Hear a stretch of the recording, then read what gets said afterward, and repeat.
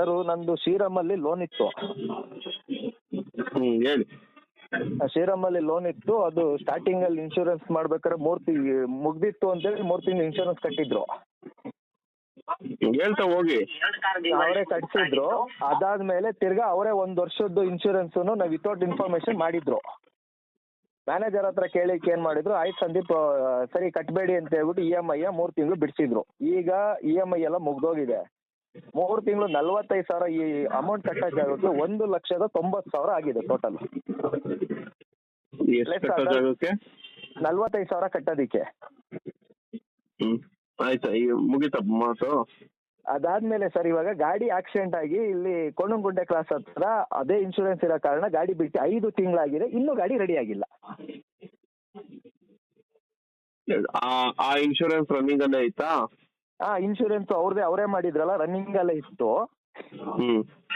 ಅವ್ನು ಸರ್ವೇನ್ ಬಂದವನು ಅವನಿಗೆ ಗೊತ್ತಿರೋ ಗ್ಯಾರೇಜ್ಗೆ ಕರ್ಕೊಂಡು ಅಲ್ಲೇ ಬಿಡಪ್ಪ ಅಂತ ಹೇಳಿದ್ಕೆ ಅಲ್ಲೇ ಬಿಟ್ಟಿದ್ದೀನಿ. ಬಿಟ್ಟ ಮೇಲೆ 1.5 ಲಕ್ಷ ಆಗುತ್ತೆ ಅಂತ ಕೊಟೇಶನ್ ಕೊಟ್ಟಿಲ್ಲ, ಏನೂ ಕೊಟ್ಟಿಲ್ಲ. ಗ್ಯಾರೇಜ್ ಏನಂದ ಅಪ್ರಾಕ್ಸ್ ನೀವು 60,000 to 70,000 ಡಿಫೆನ್ಸ್ ಕಟ್ಟೋದು ಬರುತ್ತೆ, 190 ಅಷ್ಟೋ ತನಕ ಇನ್ಶೂರೆನ್ಸ್ನವ್ರು ಕೊಡ್ತಾರೆ ಅಂತ ಹೇಳಿ 15 ದಿನ ಬಿಟ್ಟು ನೀನೊಂದು 30,000 ಅಮೌಂಟ್ ಹಾಕಪ್ಪ, ನಾನು ಐಟಮ್ ತರಿಸ್ತೀನಿ ಅಂದ. ನಾನು ಅಮೌಂಟ್ ಹಾಕಿ 1 ತಿಂಗಳಾದ್ಮೇಲೆ ಶ್ರೀರಾಮಿಂದ ತಿರ್ಗಾ 30,000 ಹಾಕಿದ್ದಾರೆ. ಹಾಕಿದ್ರು ಇನ್ನು ಗ್ಯಾರೇಜ್ ಅಲ್ಲೇ ಗಾಡಿ ಇದೆ. ಇನ್ನು ಕತೆ ಹೇಳ್ತಿದ್ದಾರೆ, ಅದ್ ರೆಡಿ ಆಗ್ತಾ ಇಲ್ಲ, ಇಲ್ಲಿ ಸಿಗ್ತಾ ಇಲ್ಲ ಅಂತ. ನನ್ಗೆ 5 ತಿಂಗಳಿಂದ ದುಡಿಮೆ ಹೋಗಿದೆ ಅಂತ ನಾನು. 5 ತಿಂಗಳಿಂದ ನಿಮ್ ಗಾಡಿ ರೆಡಿ ಆಗದೆ ನಿಂತಿದ್ಯಾ? ನಿಂತಿದೆ. ಕೊಂಡಂಕುಂಟೆ ಸಿಗ್ಮಾ ಮೋಟಾರ್ಸ್ ಹತ್ರ ನಿಂತಿದೆ. ಈಗ ಅವರು ಇನ್ಶೂರೆನ್ಸ್ ಮಾಡಿಸ್ಕೊಟ್ರಲ್ಲ ಶ್ರೀರಾಮ ಕಡೆಯಿಂದ, ಈಗ ಅವ್ರ ಕಡೆ ಯಾರು ಕೇರ್ ತಗೊಂತ ಇಲ್ವಾ? ಯಾರು ಕೇಳ್ತಿಲ್ಲ. ನಾನು ಅದಕ್ಕೇನೆ ಹೆಡ್ ಆಫೀಸ್ಗೆಲ್ಲ ಕಂಪ್ಲೇಂಟ್ ಮಾಡಿದಕ್ಕೆ ಹೆಡ್ ಆಫೀಸಿಂದ ಮಾಡಿದ್ರು ಫೋನು. ಇವಾಗ ಅದು ಬ್ರಾಂಚ್ ಬಂದು ಚಿಕ್ಕಮಂಗ್ಳೂರು ಬ್ರಾಂಚ್ ಲೋನ್ ಮಾಡ್ತಿರೋದು. ಅಲ್ಲಿದ್ದಾಗೆ ಯಾರು ರೆಸ್ಪಾನ್ಸ್ ಮಾಡ್ತಿರ್ಲಿಲ್ಲ. ಇವಾಗ ನಾನು ಸೆಟ್ಲ್ಮೆಂಟ್ ಕೇಳಿದ್ರು ಇನ್ಶೂರೆನ್ಸ್ ಇನ್ ಮಾತಾಡ್ತಾರೆ. ಆಯ್ತು, 2 ಮತ್ 3ನೇದು, ಈಗ ನೀವು ಆ ಗಾಡಿ ಪಾಲಿಸಿ ಮಾಡಿಸಿ ಕೊಟ್ಟಿದಾರಲ್ಲ ಶ್ರೀರಾಮ ಕಡೆಯಿಂದ, ಅದ್ರ ಮೇಲೆ ಟೋಲ್ ಫ್ರೀ ಅಂತ ನಂಬರ್ ಇರುತ್ತಲ್ಲ, ಅವ್ರು ಫೋನ್ ಮಾಡಿ ನಡೆದಿರುವಂತ ಘಟನೆ ಎಲ್ಲ ಹೇಳಿದೀರಾ? ಎಲ್ಲ ಹೇಳಿದೀವಿ. ಅವ್ನು ಹಿಂದಿಲ್ ಮಾತಾಡ್ತಾನೆ, ಅವನು ಮಾತಾಡ್ತಾನೆ. ನಾನು ಅವ್ನಿಗೆ ಹೇಳಿದ್ದೀನಿ, ನಾನು ನೋಡಪ್ಪ ನಾನು ಲೀಗಲ್ ಆಗಿ ಆಕ್ಷನ್ ತಗೊಂತೀನಿ, ಈ ಮ್ಯಾಕ್ಸಿಮಮ್ 1.5 ತಿಂಗಳು ಇಲ್ಲ 2 ತಿಂಗಳು ತಗೊಂಡಿದ್ದು ಬೇಜಾರಿರ್ಲಿಲ್ಲ, ಇನ್ 3 ತಿಂಗಳು ದುಡಿಮೆ ಯಾರು ಕೊಡ್ತಾರೆ ನನಗೆ ಅಂತ ಹೇಳಿದ್ರೆ, ನಾವು ಗ್ಯಾರೇಜ್ ಅವನ ಹತ್ರ ಮಾತಾಡ್ತೀನಿ, ಸರ್ವೇನ್ ತಗೊಂಡಿದ್ದ ಲೈನಿಗೆ ನಾವು ಗ್ಯಾರೇಜ್ ಹತ್ರ ಮಾತಾಡ್ತೀವಿ ಅಂತೇಳಿ ನಮಗೆ ಕನ್ವಿನ್ಸ್ ಮಾಡ್ತಾರೆ. ಇದಿಷ್ಟು ಕನ್ವಿನ್ಸ್ ಆಗಿ ಲೆಕ್ಕಾಚಾರದಲ್ಲಿ ಬಂದು ನಿಂತಿದೆ. ಈಗ ನಾನು ಒಂದೊಂದೇ ಪ್ರಶ್ನೆಗಳನ್ನ ಕೇಳ್ತಾ ಹೋಗ್ತೀನಿ, ಅದು ಉತ್ತರ ನೀಟಾಗಿ ಕೊಡ್ತೀರಾ? ಈಗ ಗಾಡಿ RC ಓನರ್ ಬಂದು ನೀವಾ ಯಾರು? ನಾನೇನೆ ಸರ್. ಓಕೆ. ಈಗ ಗಾಡಿ ಪ್ರಾರಂಭದಲ್ಲಿ ಏನು ಲೋನ್ ಹಾಕ್ಸ್ಕೊಂಡ್ರಲ್ಲ ಗಾಡಿ ತಗೊಳ್ಬೇಕಾದ್ರೆ? ಹೌದು. ಪ್ರಾರಂಭದಿಂದನೂ ಶ್ರೀರಾಮ ಫೈನಾನ್ಸ್ ಅಲ್ಲಿ ನಾನು ಲೋನ್ ಆಗಿದ್ದು? ಹೌದು. ಅಂದ್ರೆ ಅದು ಸೆಕೆಂಡ್ ಲೋನ್ ಹಾಕ್ಸಿದ್ದು. ಅಂದ್ರೆ ನೀವು ಲೋನ್ ಕಂಟಿನ್ಯೂಷನ್ ಗಾಡಿ ತಗೊಂಡು ಟೇಕ್ ಓವರ್ ಮಾಡ್ಕೊಂಡಿದ್ರಾ? ಇಲ್ಲ. ನಂದು ಫಸ್ಟ್ ಬೇರೆ ಫೈನಾನ್ಸ್ ಅಲ್ಲಿ ಕೋಆಪರೇಟಿವ್ ಬ್ಯಾಂಕ್ ಅಲ್ಲಿ ಇತ್ತು. ಲೋನ್ ಕ್ಲಿಯರ್ ಆದ್ಮೇಲೆ 3 ಲಕ್ಷಕ್ಕೆ ಶ್ರೀರಾಮ್ ಅಲ್ಲಿ ಫಸ್ಟ್ ಟೈಮ್ ಅಲ್ಲಿ ಲೋನ್ ತಗೊಂಡಿದ್ದು. ಅಲ್ಲಿ ಲೋನ್ ಕ್ಲಿಯರ್ ಮಾಡ್ಕೊಂಡ್ಬಿಟ್ಟಿದ್ರಿ? ಅಲ್ಲೆಲ್ಲ NOC ಎಲ್ಲ ಬಂದಿತ್ತು.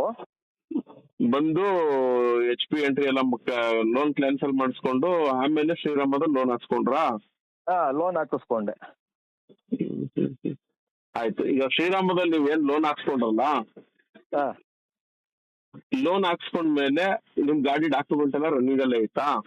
ಅವಾಗಿಂದನು ನಂದು ಲೋನ್ ಹಾಕ್ಸೋ ಟೈಮಲ್ಲಿ ನಾಳೆ ಇನ್ಶೂರೆನ್ಸ್ ಮುಗಿಯೋದು.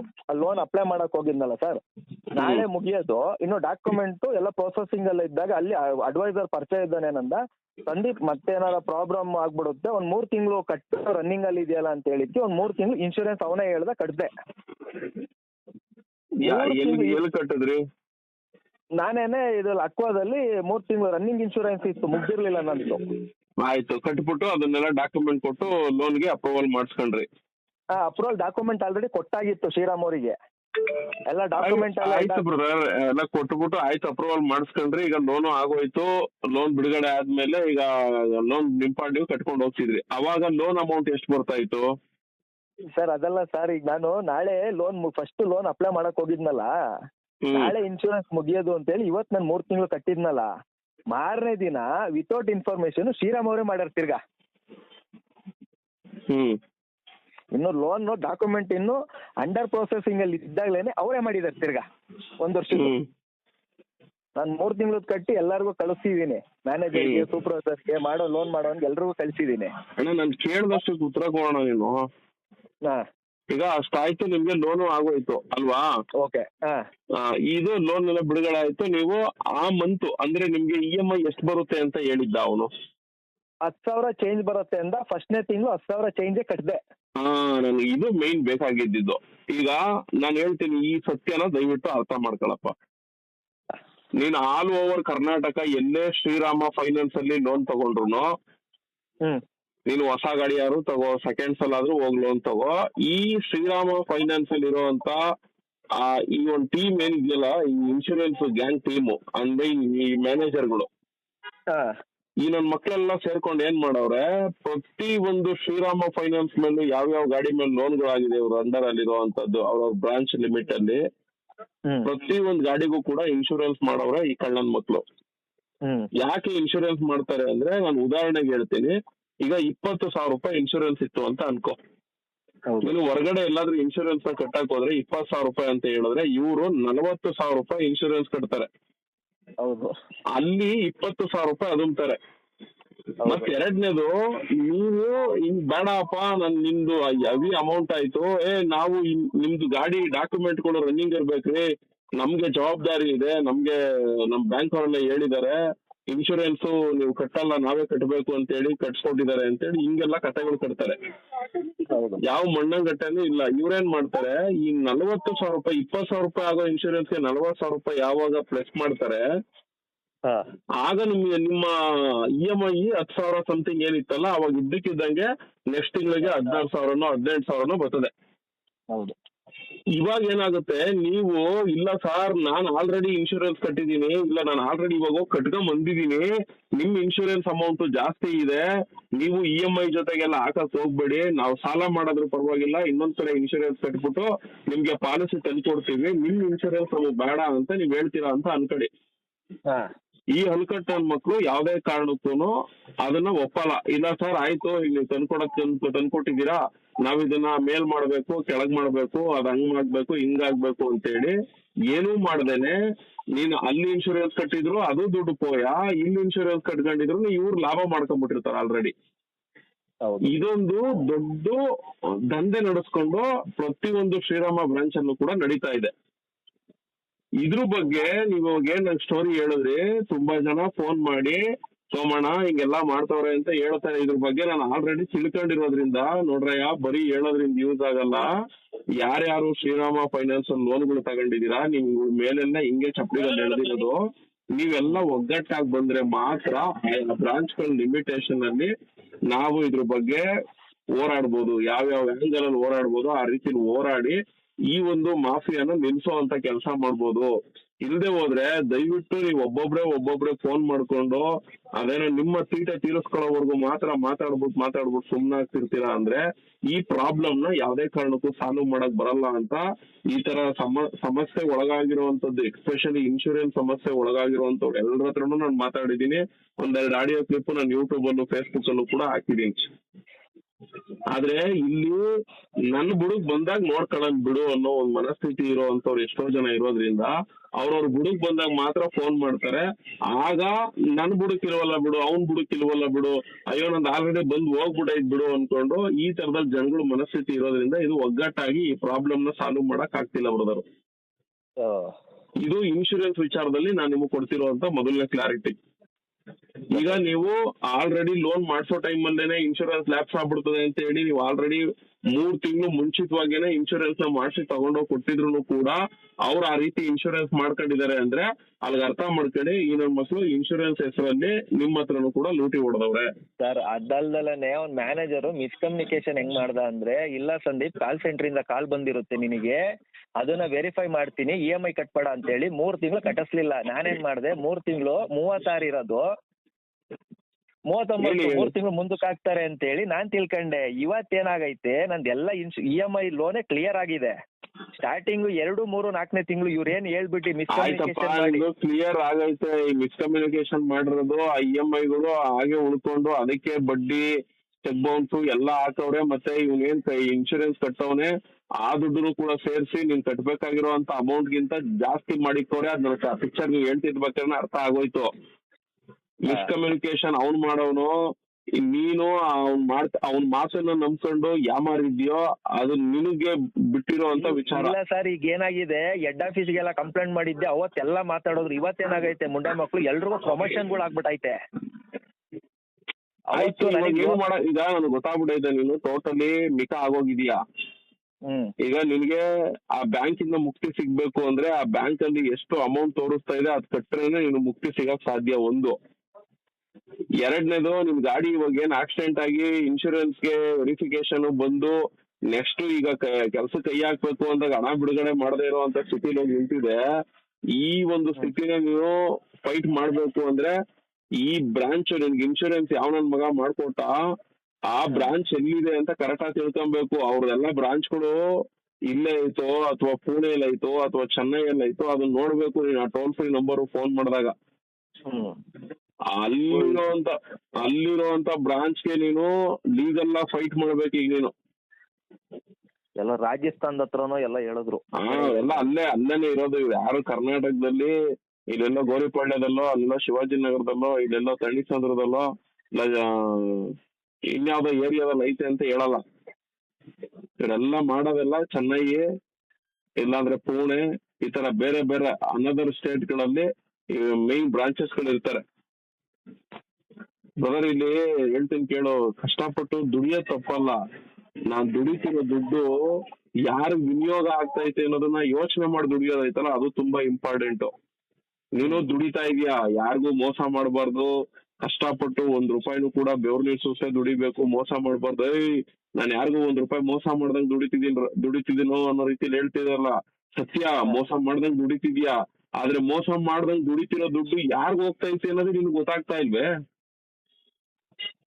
ಇವಾಗ ನೋಡು, ನೀನ್ ಕಷ್ಟಪಟ್ಟು ದುಡ್ದಿರೋ ದುಡ್ಡು ಇವಾಗ ಉಳಿದೂ ಇಲ್ಲ. ಈಗ ನೀನ್ ಇನ್ನೊಬ್ರ ಹತ್ರ ಸಾಲ ಮಾಡಿ ದುಡ್ಡು ತಗೊಂಡ್ ಬರ್ತೀನಿ ಅಂದ್ರೂ ಇವಾಗ ಲೋನ್ ಕ್ಲಿಯರ್ ಮಾಡ್ಬೇಕು ಅಂದ್ರೆ ಅವ್ರಿಗೂ ಮೋಸ ಮಾಡಿರೋದನ್ನ ನೀನ್ ಕ್ಲಿಯರ್ ಮಾಡ್ಬೇಕು ಇವಾಗ. ಹೌದು.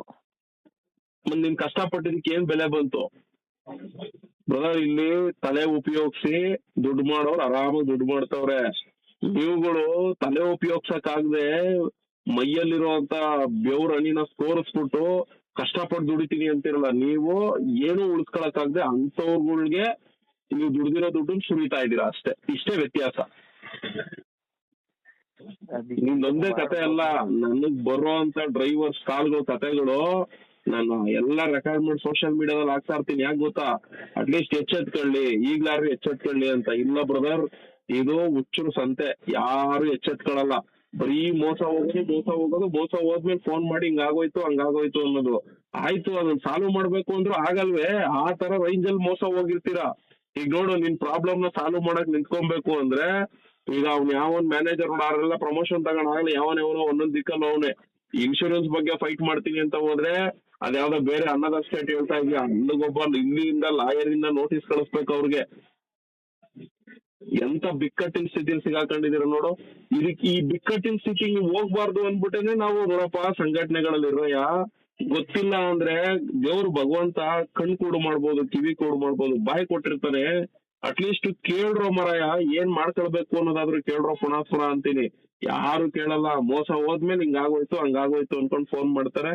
ಗ್ರೂಪ್ಗಳಲ್ಲೂ ಇರಲ್ಲ. ನನ್ ಪ್ರಕಾರ ನೀವು ನಮ್ ಸಂಘಟನೆ ಗ್ರೂಪ್ ಅಲ್ಲಿ ಇಲ್ಲ ಸರ್, ನಂದು ಟೆಲಿಗ್ರಾಮ್ ಅಲ್ಲಿ ನಂದು ಆಲ್ರೆಡಿ ಆಡ್ ಆಗಿತ್ತು. ಟೆಲಿಗ್ರಾಮ್ ಬ್ಯಾನ್ ಅಂತ ಅನ್ಇನ್ಸ್ಟಾಲ್ ಮಾಡಿದ್ರೆ ಇವಾಗ ಇನ್ಸ್ಟಾಲ್ ಆಗ್ತಾ ಇಲ್ಲ ಟೆಲಿಗ್ರಾಮು. ಏನ್ ಇವೆಲ್ಲ ಫುಲ್ ಇನ್ಸ್ಟಾಲ್ ಮಾಡಾಗುತ್ತೆ. ಆಯ್ತು, ಅದೆಲ್ಲ ನನ್ಗೆ ಬೇಡ. ನನ್ಗೆ ಹೇಳೋದು ಇಷ್ಟೇ ಬ್ರದರ್. ಯಾಕಂದ್ರೆ ಏನೋ ಭಗವಂತ ಈ ಟ್ರಾನ್ಸ್ಪೋರ್ಟ್ ಸೆಕ್ಟರ್ ಲೈನ್ ಅಲ್ಲಿ ಎಷ್ಟೋ ತಲೆ ಒಳಗಡೆ ಒಂದಷ್ಟು ವಿಚಾರಗಳನ್ನ ತುಂಬಿಟ್ಟವ್ ನಮ್ಗೆ. ಟ್ರೇಡ್ ಯೂನಿಯನ್ ಅವಾಗಿಂದನೂ ಇದೀವಿ ನಾವು.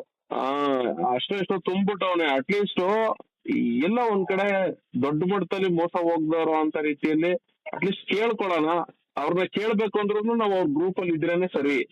ಫೋನ್ ಮಾಡ್ದಾಗ ಎತ್ತಾರೋ ಇಲ್ವೋ, ಅಟ್ಲೀಸ್ಟ್ ಅವ್ರ ಗ್ರೂಪ್ ಅಲ್ಲಿ ಇದ್ರೆ ಸೋಮಣ್ಣವ್ರೆ ಹಿಂಗ ಆಗ್ತಾ ಇದೆ, ನಾವ್ ಏನ್ ಮಾಡ್ಬೇಕು, ಎತ್ ಮಾಡ್ಬೇಕು, ಈ ತರ ಮಾಡ್ಕೊಂಡ್ರೆ ಯಾವ ತರ ಆಗುತ್ತೆ ಅನ್ನೋದ್ ಕೇಳ್ತಾರೆ ಅನ್ನೋ ಉದ್ದೇಶಕ್ಕಪ್ಪ ಗ್ರೂಪ್ಗಳನ್ನ ಮಾಡಿ ನಿಮ್ ನಂಬರ್ಗಳನ್ನೆಲ್ಲ ಅದ್ರ ಒಳಗಡೆ ಸೇವ್ ಮಾಡ್ಬಿಡೋದು.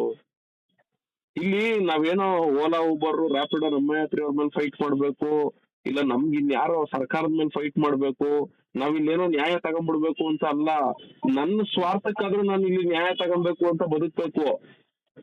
ನನ್ ಸ್ವಾರ್ಥ ಅಂದ್ರೆ ಏನು? ನಾನ್ ತಗೊಳ್ಳೋ ಅಂತ ಗಾಡಿ, ನಾನ್ ಮಾಡೋ ಅಂತ ಲೋನು, ಅದ್ರೊಳಗೆ ಸಿಗಾಕಳದೆ ಇರುವಂತ ರೀತಿಲಿ ನಾನ್ ದುಡಿಯೋ ಅಂತ ದುಡ್ಡು ನನ್ಗೆ ನನ್ನ ಹೆಂಡತಿ ಮಕ್ಳಿಗೆ ಆಗ್ಬೇಕು. ಆ ರೀತಿಯಲ್ಲಿ ಹೆಂಗ್ ಸೆಕ್ಯೂರ್ ಆಗ್ಬೇಕು ಅನ್ನೋ ಒಂದು ಸ್ವಾರ್ಥ ಆದ್ರೂ ನಾವು ತುಂಬ್ಕೊಂಡಿರ್ಬೇಕು ತಾನೆ. ಹೌದು. ಈ ಸ್ವಾರ್ಥನೇ ನಾವು ತುಂಬ್ಕೊಳ್ದೆ ನಾನ್ ದುಡಿತಿದೀನಿ ಅನ್ಬಿಟ್ಟು ಇವತ್ ಮಾಡ್ಕೊಂಡಿದ್ಯಪ್ಪ, ನೀನ್ ಟೋಟಲ್ ನೀನ್ ಮಾಡ್ಕೊಂಡಿರೋದೆಲ್ಲ ಎಡವಟ್ಟ. ಅಂದ್ರೆ ಎಡವಟ್ಟಿನ ಇಕ್ಕಟ್ಟಿನಲ್ಲಿ ಪ್ರೀ ಪ್ಲಾನ್ ಮಾಡಿ ನಿನ್ನ ಬಲಿ ಹೊಡೆದ್ ಬಿಸಾಕವ್ರೆ. ಇವಾಗ ನೀನ್ ಅದನ್ನೆಲ್ಲ ಮುಚ್ಬೇಕು ಅಂದ್ರೆ ಇವತ್ ನೀನ್ ಹೆಂಡತಿ ಮಕ್ಳು, ನಿನ್ ತಂದೆ ತಾಯಿನ ಅಯ್ಯೋ ಅನ್ಸ್ಕೊಂಡೆ ನೀನ್ ಮುಚ್ಚಿಸ್ಬೇಕು ಅದನ್ನ.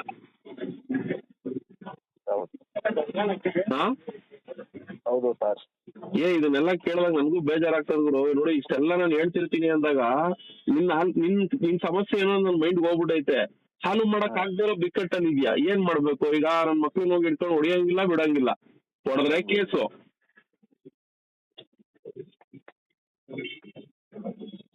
ಈಗ ನೋಡು, ನಿನ್ ಗಾಡಿ ಗ್ಯಾರೇಜ್ ಅಲ್ಲಿ ನಿಂತ ಎಷ್ಟು ತಿಂಗಳಾಯ್ತು?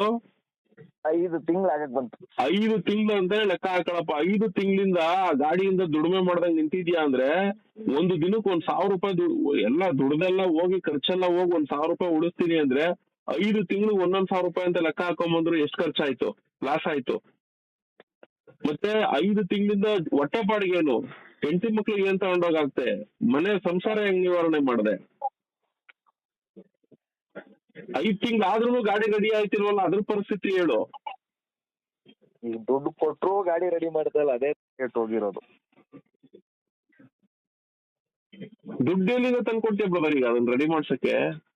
ಸರ್ ಆಲ್ರೆಡಿ ಸಾಲ ಮಾಡಿ ಫಸ್ಟ್ 30,000 ಹಾಕಿದ್ಮೇಲೆ 1 ತಿಂಗಳು ಬಿಟ್ಟು ಇನ್ಶೂರೆನ್ಸ್ ಕೊಟ್ರು, ಆದ್ರೂ ಅವ್ರು ಮಾಡ್ತಿಲ್ಲ. ನಂಗೆ 1.5 ತಿಂಗಳು 2 ತಿಂಗಳು ತಗೊಂಡಿದ್ರೆ ಗಾಡಿ ರೆಡಿ ಆದ್ರೆ ಸೆಟ್ಲ್ಮೆಂಟ್. ಅದಕ್ಕೆ ಹೇಳೋದು, ಯಾಕೆ ಸಂಘಟನೆ ಇರ್ಬೇಕು, ಹಿಂಗ್ ಎಡವಟ್ಗಳಾದಾಗ ಏನ್ ಮಾಡ್ಕೊಳ್ಬೇಕು, ಯಾಕೆ ಒಗ್ಗಟ್ಟಾಗಿರ್ರಿ ಅಂತ ಹೇಳ್ತೀವಿ ಅಂದ್ರೆ ಇದೇ ಕಾರಣಕ್ಕೆ, ಇನ್ನೇನಕ್ಕೂ ಅಲ್ಲ. ಅಟ್ಲೀಸ್ಟ್ ಯಾಕೆ ಗೊತ್ತಾ, ದೊಡ್ಡವ್ರು ಒಂದ್ ಮಾತು ಹೇಳ್ತಾರೆ, ದೊಡ್ಡವ್ರ ಹೆಜ್ಜೆ ತುಳಿದು ದೊಡ್ಡ ಮಾರ್ಗದಲ್ಲಿ ಹೋಗ್ಬೇಕು ಅಂತ, ಸಣ್ಣವ್ರ ಹೆಜ್ಜೆ ತುಳಿದು ಸಣ್ಣ ಮಾರ್ಗದಲ್ಲಿ ಇರಬಾರ್ದು.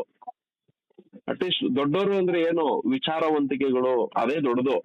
ಅಟ್ಲೀಸ್ಟ್ ಇಂಥ ವಿಚಾರವಂತಿಕೆಗಳು ಯಾರಾದ್ರೂ ತಿಳ್ಕೊಂಡಿರೋ ಅಂತವ್ರು ಇದ್ರೆ ಅಂತವ್ರು ಏನ್ ತಿಳಿಸ್ತಿರ್ತಾರೆ ಅದು ಸತ್ಯನ ಸುಳ್ಳ, ಅದು ನಮ್ ಜೀವನದಲ್ಲಿ ಒಂದ್ಸರಿ ತಗೊಳ್ಬೇಕು. ಅದ್ ಹೇಳಿದ್ರೆ ಸತ್ಯ ಐತೆ ಅಂದ್ರೆ ಕೆಲವು ವಿಚಾರಗಳನ್ನ ಕೇಳ್ಕೊಳ್ಳೋಣ, ತಿಳ್ಕೊಳ್ಳೋಣ, ಆ ದಾರಿ ನಾವು ಸಾಗೋಣ ಅನ್ನೋದನ್ನ ನಾವು ಬೆಳೆಸ್ಕೊಂಡು ಹೋಗ್ಬೇಕು. ಅದೇ ಜೀವನ. ದೊಡ್ಡವ್ರ ಹೆಜ್ಜೆ ತುಳಿದು ಅಂದ್ಬಿಟ್ಟು ನಮ್ ಕೆಪಾಸಿಟಿ ಮೀರಿ ಇರೋ ಅಂತವ್ರ ಹೆಜ್ಜೆ ತುಳ್ಕೊಂಡು ಹೋಗಕ್ ಆಗಲ್ಲ. ಯಾಕೆಂದ್ರೆ ಆಸ್ತಿ ಇದ್ದಷ್ಟೇ ಕಾಲ್ ಚಾಚ್ಕೊಂಡೆ ನಾವು ಬೆಳಿಬೇಕು, ಆಸ್ತಿನೂ ದೊಡ್ಡದ್ ಮಾಡ್ಕೋಬೇಕು. ಸರ್ ನೋಡಿ, ಅದು ಇದ್ರದ್ದು ಇನ್ಸ್ಟಾಲ್ ಆಗ್ತಾ ಇಲ್ಲ, ಸ್ಕ್ರೀನ್ ಶಾಟ್ ಕಳ್ಸಿದೀನಿ, ಸುಳ್ಳು ಹೇಳ್ತಿಲ್ಲ. ಇನ್ಸ್ಟಾಗ್ರಾಮ್ ನೋಡಿ, ಅದು ರೀಸೆಟ್ ಇನ್ನು 1 ಡೇ ಅಂತ ಬರ್ತಾ ಇದೆ. 3 ದಿನದಿಂದ ಟ್ರೈ ಮಾಡ್ತಾ ಇದ್ದೀನಿ. ಅದಕ್ಕೆ ಹೋಗ್ಲಿ ಪರವಾಗಿಲ್ಲ, ಇನ್ನೊಂದ್ಸತಿ ಹೊಸದಾಗಿ ರಿಜಿಸ್ಟರ್ ಆಯ್ತಪ್ಪ, ಬೇಡ ಬೇರೆ ಇನ್ನು ಅನ್ನದರ್ ನಂಬರ್ ಇಂದ ಆದ್ರೂ ಮಾಡೋ ಮರಯ್ಯ. ಈ ಬೇರೆ ನಂಬರ್ ತಗೊಂಡು ನಿಮ್ ಕುಟುಂಬದವ್ರದ್ದು ಯಾವ್ದೋ ಒಬ್ರು ನಂಬರ್ ತಗೊಂಡು OTP ಹಾಕೊಂಡು ಯೂಸ್ ಮಾಡು. ಯಾಕೆಂದ್ರೆ ಫಸ್ಟ್ ಇಂದ ಇದೇ ರಿಜಿಸ್ಟರ್ ಇತ್ತಲ್ಲ ಅನ್ಕೊಂಡು ಅದಕ್ಕೊಂದ್ಸತಿ ಫಸ್ಟ್ ಇಂದಾನೆ ಡಾಕ್ಯುಮೆಂಟ್ ಕಳ್ಸ್ಬಿಟ್ಟೆ. ಪರವಾಗಿಲ್ಲ, ಟೋಟಲ್ ನೀನೇ ಅಂತಲ್ಲ ಬ್ರದರ್, ಶ್ರೀರಾಮ ಫೈನಾನ್ಸ್ ಅಲ್ಲಿ ಯಾರ್ಯಾರು ಲೋನ್ ತಗೊಂಡವ್ರೆ ಅವ್ರಿಗೆಲ್ಲಾರ್ಗು ಉಂಡೆ ನಮ್ಮನೆ ತೆಗೆದಿರೋದು ಇವ್ರು, ಕಂಪ್ಲೀಟ್ಲಿ ತೆಗೆದವ್ರೆ. ಆದ್ರೆ ಏನ್ ಮಾಡಕ್ ಆಗಲ್ಲ, ಈಗ ಒಬ್ಬೊಬ್ಬೆ ಮಿಕಾಗ್ ಫೋನ್ ಮಾಡ್ತಾರೆ. ಇದ್ರಲ್ಲಿ ಬದಲಾವಣೆ ತರಕ್ ಆಗ್ತಾ ಇಲ್ಲ ನನ್ನ ಕೈಯಲ್ಲಿ. ನನ್ಗೇನಿದು ಸಾಲ್ವ್ ಮಾಡದೇ ಇರುವಂತ ಮ್ಯಾಟ್ರೇ ಅಲ್ಲ. ನನ್ಗೆ ಕರೆಕ್ಟ್ ಆಗಿ ಶ್ರೀರಾಮ ಫೈನಾನ್ಸ್ ಅಲ್ಲಿ ಲೋನ್ ತಗೊಂಡಿರೋ ಎಲ್ಲ ಕೈ ಜೋಡಿಸಿದ್ರು ಅಂದ್ರೆ ಒಂದೊಂದ್ ಬ್ರಾಂಚ್ ಅಲ್ಲಿರೋ ನನ್ ಮಕ್ಳು ಇದು ಜನ್ಮನೆ ಜಾಲಾಡ್ಸಿ ಆಚೆ ತಂದಿಕ್ಕಿ ಏನ್ ಲೆವೆಲ್ ಅಲ್ಲಿ ಎಲ್ಲಿ ತೆಚ್ಕೊಳ್ಬೇಕು ಆ ತೆಚ್ಕೊಟ್ ಬಿಟ್ಬಿಡ್ತಾ ಇದ್ದೋ. ಆದ್ರೆ ಏನ್ ಮಾಡ್ತೀವಿ, ಬರಲ್ಲ ಯಾವನು. ನಮ್ಗೇನ್ ಅವಶ್ಯಕತೆ ಇಲ್ಲ, ನನ್ಗೆ ನೋವಾಗಿರೋದು ಅದನ್ನ ಅನ್ಭವಿಸ್ಕೊಂತೇನ್ ಬಿಡು ಅಂತ ಸುಮ್ನಾಗ್ತೀವಿ. ನಾನು ಮೊನ್ನೆನೆ ಮಾಡ್ಬೇಕಿತ್ತು ಸರ್, ಗೊರಗುಂಟೆಪಾಳ್ಯದಲ್ಲಿ ಒಂದು ಇಶ್ಯೂ ಆಗಿತ್ತು. ಒಂದು ಎಲ್ಲೊಬ್ಬ ಡ್ರೈವರೇನೆ ನನ್ಗೆ ನೋಡಮ್ಮ ಹೇಳ್ತೀನಿ ಕೇಳು, ನನ್ಗೆ ಫೋನ್ ಮಾಡಿ ಕತೆಗಳು ಹೇಳೋದ್ರಿಂದ ಯೂಸ್ ಇಲ್ಲ. ನಾನ್ ಹೇಳೋದು ಇಷ್ಟೇ, ಸಂಘಟನೆ ಒಳಗಡೆ ಇರ್ಬೇಕು. ಸಮಸ್ಯೆ ಆಗುತ್ತೋ ಬಿಡುತ್ತೋ. ಈಗ ಉದಾಹರಣೆಗೆ ನಿಮಿಷ ಮಾಡ್ತೀನಿ, ಆಯ್ತು. ನಾನು ಇನ್ನೇನ್ ಹೇಳಿ, ನಿನ್ ಪ್ರಾಬ್ಲಮ್ ಸಾಲ್ವ್ ಇದೆ ಸರ್. ಪ್ರಾಬ್ಲಮ್ ಈಗ ಆಗಿದೆ, ಏನಾರ ಒಂದು ಯಾವ ತರ ಮಾಡ್ಬೋದು ಲೀಗಲ್ ಆಯ್ತು. ನಾನು ಲೀಗಲ್ ಆಗಂದ್ರೆ ಒಬ್ರು ಲಾಯರ್ನ ಭೇಟಿ ಮಾಡಿಸ್ತೀನಿ, ಮಾತಾಡ್ತೀನ. ನಾನು ವಾಟ್ಸಪ್ ಅಲ್ಲಿ ಲಾಯರ್ ನಂಬರ್ ಕಳಿಸ್ತೀನಿ, ಮಾತಾಡೋರ ಹತ್ರ. ಸರ್ ಇದೊಂದು